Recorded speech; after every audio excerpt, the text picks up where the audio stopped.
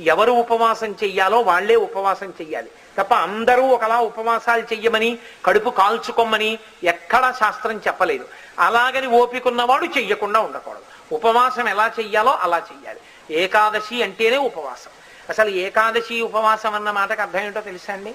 మృత్యువునందు భగవంతుని యొక్క నామాన్ని తలుచుకునే శక్తిని పొందాలి.